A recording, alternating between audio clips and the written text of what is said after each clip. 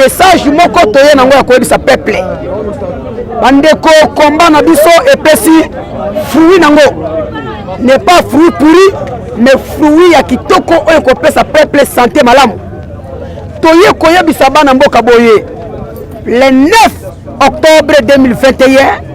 mapasa ya Nzambe bakozala na terre ya Sainte Thérèse na Changu na commune ya Njili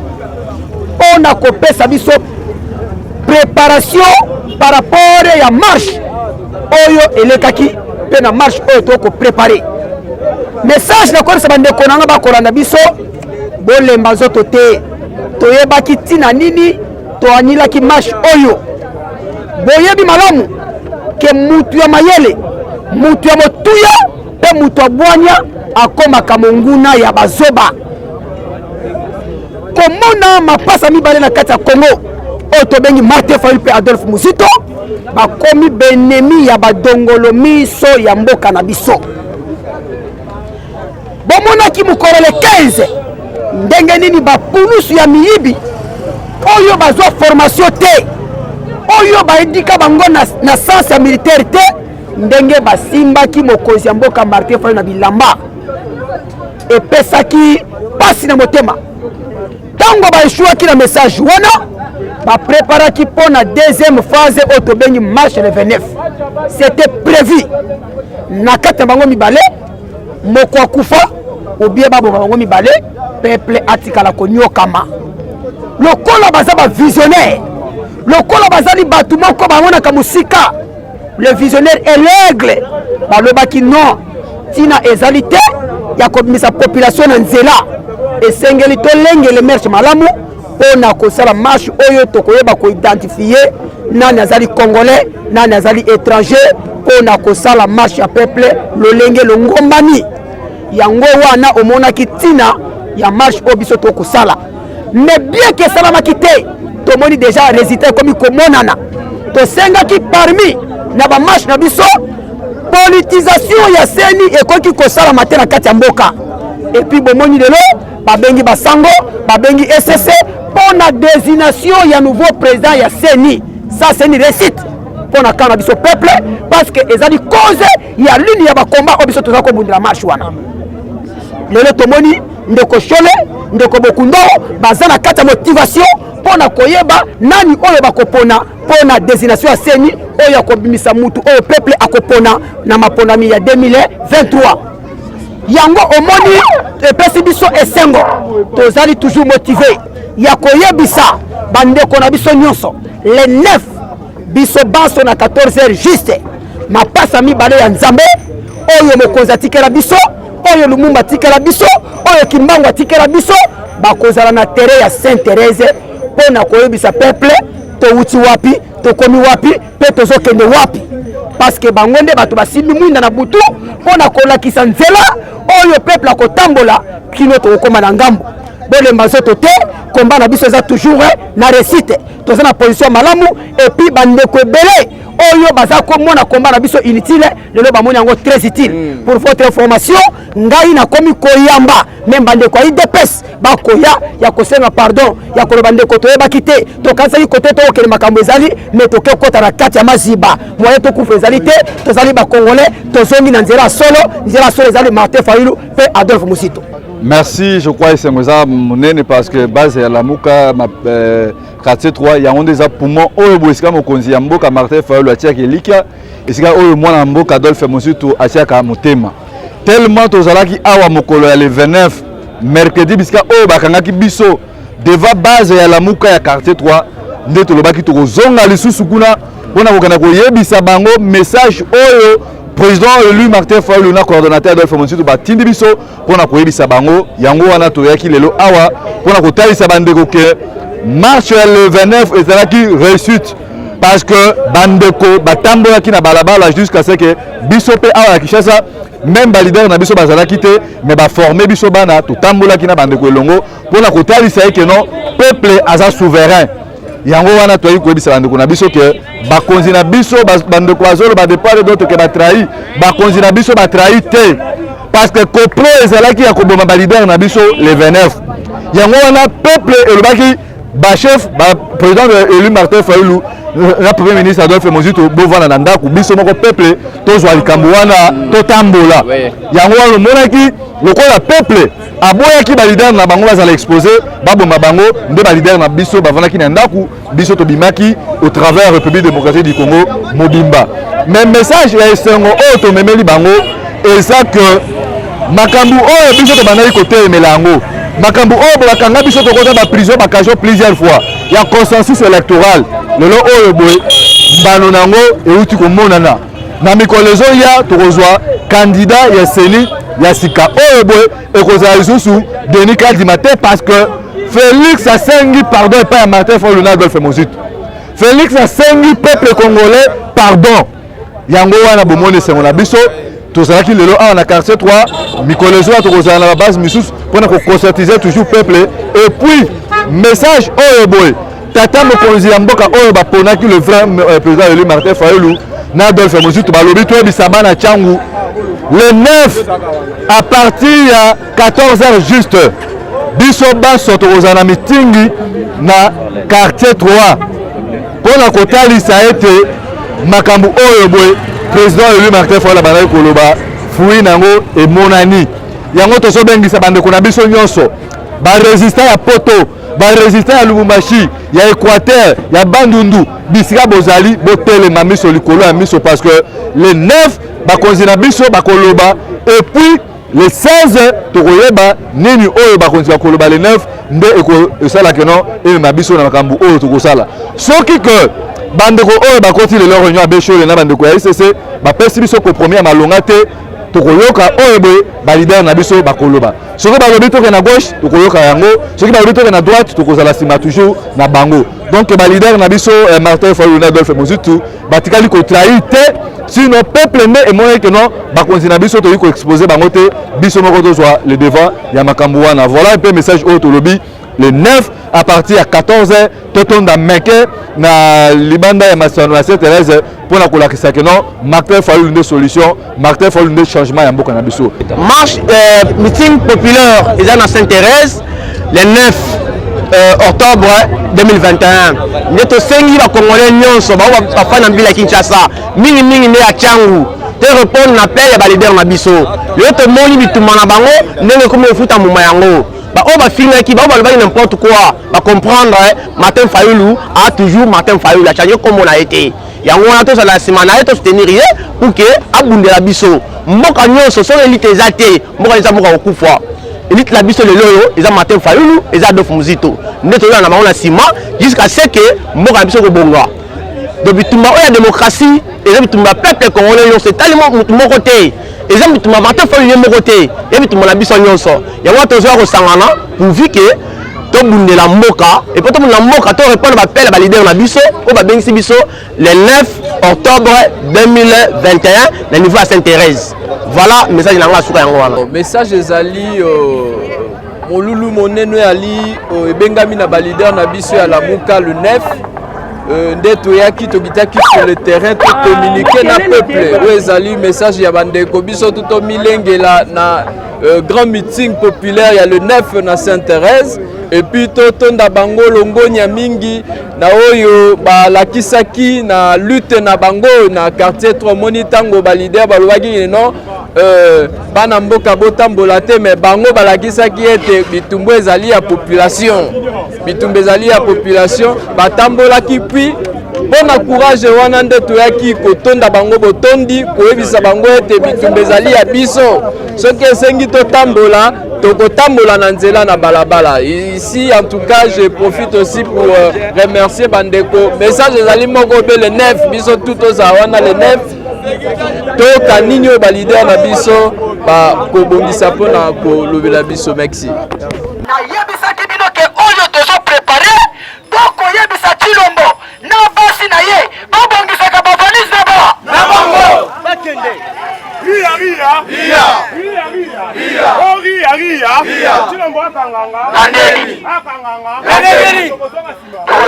tokozonga nsima tindobika akokende na yango bana mboka bomonaki biso na préparation po tobengana Tshilombo basi na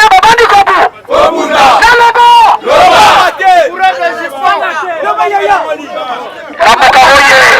Lamuka ne tombera pas. Itumba ya basi na ye. Bazako welela. Baluka peini ne bakokende kovanda. Kaka la mingi te mobala zako ke. Lamukoye. Lamukoye. Shiza wa yebisi nyakero. Kanga kabisa ka. Oso na Rwanda. C'était le moine là-bas. Nani Mokosi? Nani Mokosi? Nani Mokosi? Qui l'ont battu les États-Unis? Ayebisi ba américain. Soti bolingi. Bosengeranga pardon pas Martefa. Atika marshwana. Soti tengana koke. Ayebisi soti olingi pona sa marshwana te. Komba denika di babolo ngolaya. Et puis kono ngolango na muno kote. Pour yo respecter ba kore. Vous avez changé. Et puis, ceux qui ont limité, il faut sur la marché SCC, l'église catholique, le lobaké réunion, ceux qui ont Massungi, lundi, à Bêche, la commis présent,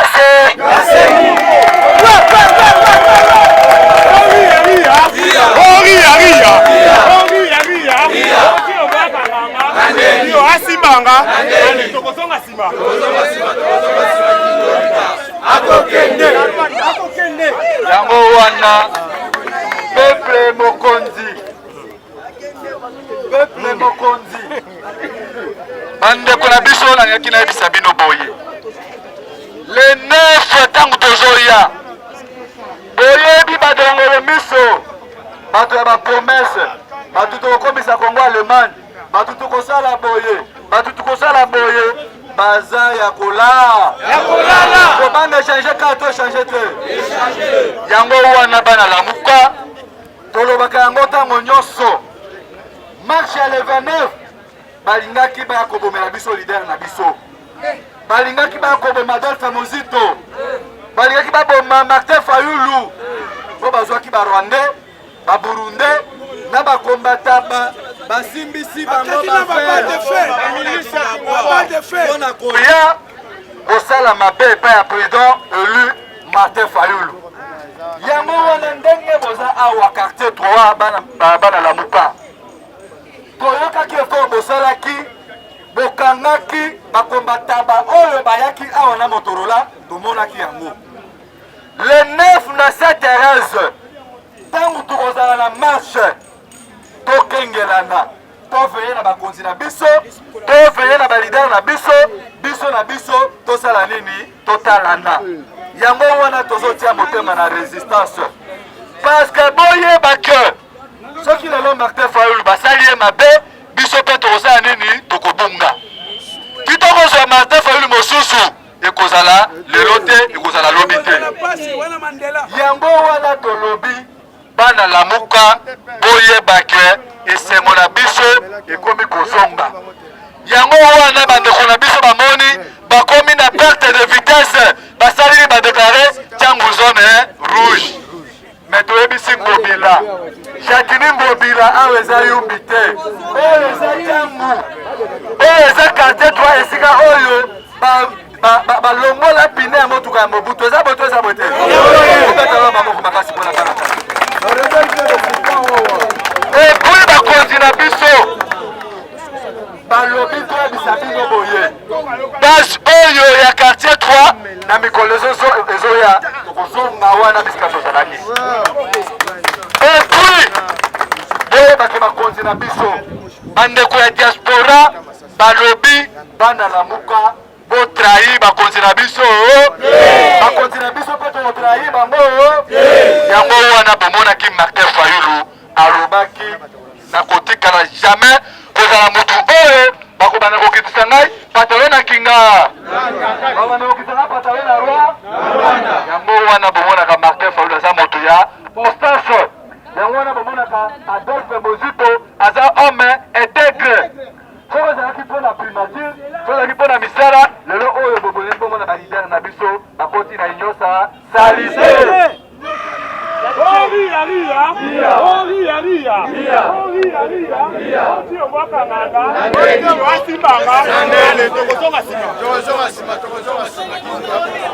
yango wana bana lamuka boyeba ke marche na biso ya le 29 ezalaki elonga message oyo soki batuni bino tozo dévoiler yango a Tshilombo asengi Martin Fayulu pardon alobi boyebisa président élu Martin Fayulu abimisa peuple te parce que soki tobimaki biso basona président élu Martin Fayulu le 29 Tshilombo alingaki asukaka kuna bisika suki Tshilombo aza le seul soi-disant président oyo azalaka 2 jours na mboka 100 jours libanda yango wana biso tolobi moto aboye azomérite lisusu kozala président de la république bango na bango moko bakomi kobunda bomona Noel Tchani auti kotaka Tshilombo awa koloba ete bato ebele batana klasi te misala bango ya liboso basala eza présidence yango mboka na biso sala nini eza ya kokangama babundi te babundi te bango na bango bakomi kosala nini koswana biso tokokota na bitumba na bango te biso toza na voie ya vérité des urnes biso toza na voie ya consensus électoral oyo ekozala ke bino bana lamuka oyo bakozala so ya malamu ntango bokopona lisusu Martin Fayulu lokola mokonzi ya république ntango bokozongisa Adolphe Muzito lokola premier ministre oyo maîtrise dollar oyo à l'époque vie bakongolais ezalaki malamu oyo bakopona badepute ezala badepute nationaux ezala badepute provinciaux yango wana tobandi deja kose prépare awa ntango kabu ezokosa bandeko na biso idepasa ntango akokosa bakombataba biso toza na nzela ya malamu mpo tolingi richesse ya Congo oyo boye Tshilombo ateki richesse na biso epai ya barwandais comment est-il possible usine oyo bobatie na Rwanda écoutez 5 millions de dollars mais Tshilombo azwi plus de 2 500 000 dollars mpona kosomba bajupe mpona kokorompre badepute wapi esika le peuple d'abord ezali yango eske moto abo bino bolingi totika ye eske moto abo bolingi totika ye yango wana tolobi 2023 eza sombele suka bisanga tosuki awa message oyo bokokanga yango soki batuni bino boloba ke marche ya le 29 ezalaki annulé te parce que bandeko na Tshikapa batambolaki na Équateur batambolaki na Lubumbashi batambolaki meme awa na Kinshasa totambolaki to totambolaki te mpona kolakisa ete Martin Fayulu aza toujours na peuple nsima na ye soki batuni bino pourquoi Martin Fayulu abandaka marche na jangu bolobi Martin Fayulu abandaka marche na jangu mpo ayebi ke sécurité na ye ezali kuna toza na République démocratique du Congo Kinshasa et puis toza na République démocratique du Congo ya Gombe oyo Tshilombo azokosa barwandais butu moi bazwa mosi batia ye wana mpo asalaka nini akengelaka ye yango wana tolobi bandeko bomonaki peut-être tozalaki na bandeko Constant Mutamba oyo ya FCC biso na bango toza na alliance moko parce que pasi na biso ezute epai ya Kabila bakomi koluka kose rachete bakomi koluka kosomba confiance epai ya peuple mais bino peuple responsabilité osote epai na bino soki bokolimbisa bandeko ya FCC ekute epai na bino mais lokola bandeko wana bandeko kobunda bitumba oyo tokutanaki na bango na nzela nde bomonaki peut-être bavideo ezalaki keno to se retrouve na bango ensemble mpona na kasho bango babandaki marche na bango na Bitabe biso tobandaki marche na biso awa yango wana tosuki awa le 9 boya ebele na bapolo na babanderole na bino tokosepela soki tomoni base ya Lamuka quartier 3 le 9 tozala wana totondisa tere wana